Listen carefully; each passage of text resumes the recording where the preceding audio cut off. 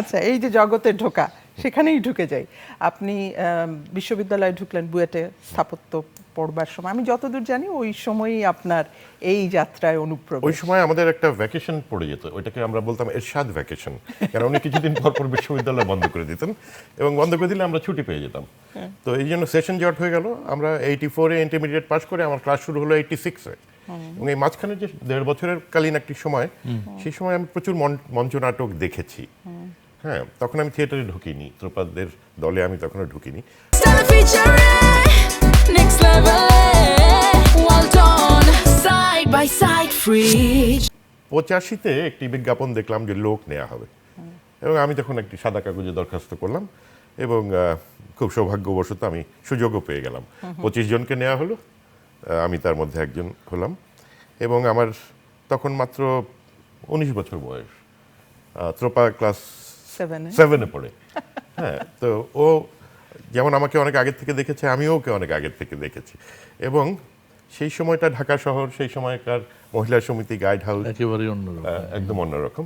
এবং পরবর্তীতে যখন আমি টেলিভিশনে গেলাম, এবং যখন 94-95-এ যখন এমপ্রেস টেলিফিল্ম খুব অ্যাক্টিভ হলো, তখন আমি এমপ্রেসের অংশ হয়ে গেলাম। আমি চাকরি করেছি এমপ্রেসে দীর্ঘদিন, বেতন পাইনি। সিরাজ ভাই, এই ইমপ্রেসের প্রসঙ্গ যেহেতু এসে গেল, আচ্ছা, ইমপ্রেসের সেই সময় থেকে চাকরি করে বেতন পায়নি, এবং আজকে সেই সময়কার তৌকির, প্রথম দিককার তৌকির আর আজকের তৌকিরের ভিতরে ভারী, অনেক ভারী তৌকির না? এর মধ্যে আরেকটা ভারী গুণীজনের একটা বই তোমার পেছনে চলে আসছে। হ্যাঁ, এই ফাঁকে আমি বইটা তৌকিরের হাতে, এটা পাঠিয়েছেন সাগর ভাই, ফরিদুর রেজা সাগর। ভাবতে পারো বাংলাদেশের সবচাইতে ভারী বই, মানে ছোট কাকু, ছোট পুরো কাকু। অনেক অনেক ধন্যবাদ। ছোট কাকু 40টা। জ্ঞান যে ওজনদার সেটা বোঝা যাচ্ছে। ওজনদার মানুষরাই ওজনদার মানুষকে এগুলো সাগর ভাইকে অসংখ্য ধন্যবাদ। তো যেটা বলছিলাম, সাগর ভাই, আপনার বইটা আমি যত্নে রাখবো, এবং আমি যে দীর্ঘদিন চাকরি করলাম ইমপ্রেসে। আচ্ছা, এবার আমি বলি, বেতনের দিকটা আমি দেখতাম, ওটা সাগর দেখতো না।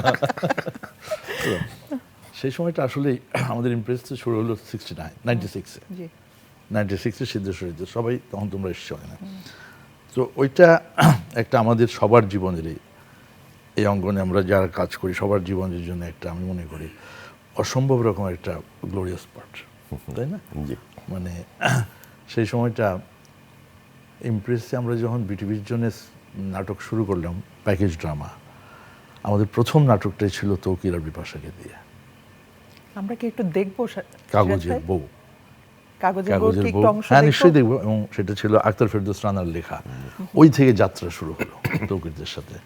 আছে নাকি ক্লিপ? রুমার কাছে জিজ্ঞেস করো একটু। রুমা, আমরা কি একটু দেখতে পারি কাগজের বউয়ের একটু অংশ দেখে নিই? প্রথম নাটক, প্রথম ইমপ্রেস টেলিভিশন।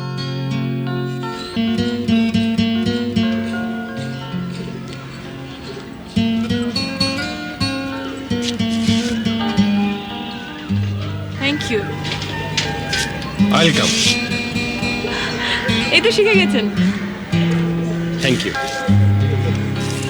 গোলাপ আপনার ভালো লাগে? এইটা তো শহরের ফুল। গ্রামের ফুল কোনটা? কাঁঠালি চাপা, একটা ফুটলে খবর হয়ে যায়, খুব সুন্দর গন্ধ। আমাদের বাড়ির উঠানে আছে, যখন ফুল ফোটে তখন বাজান। আমাদের সবাইকে নিয়ে গাছটার সামনে দাঁড়ান, আমরা লম্বা করে শ্বাস নিই।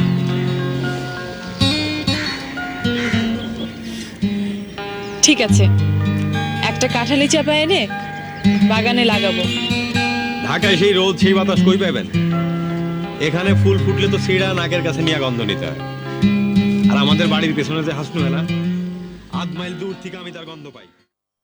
সিরাজ ভাই, সেই কাগজের বউ থেকে তারপর কত অসংখ্য নাটক, দৈরথ, হারজি, কথা ছিল, হ্যাঁ কথা ছিল, একজন নাকি রানা ভাই বেশি লিখেছেন সেই হ্যাঁ সময়। রানাই বেশি লিখেছিল, আক্তার ফেরদৌস রানা।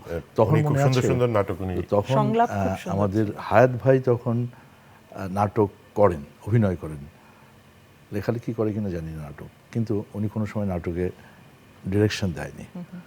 তো সাগর একদিন বললো, সিরাজ হায়াত ভাইকে নাটকের ডিরেকশনের জন্য ডাকি।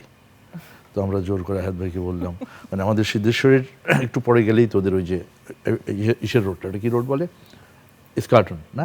হ্যাঁ, হায়াত ভাইদের বাসা, ওই জায়গাটার নাম কি? যাই হোক, ওই যে ইসের পাশে আর কি, ডিএপির পাশে। ওই circuit house road. Circuit house road. তো হায়াত ভাই তো রাজি না, তারও শেষ পর্যন্ত জোরাজি করার পরে সেই হায়াত ভাই আজকে শত শত নাটকের ডিরেকশন দিত।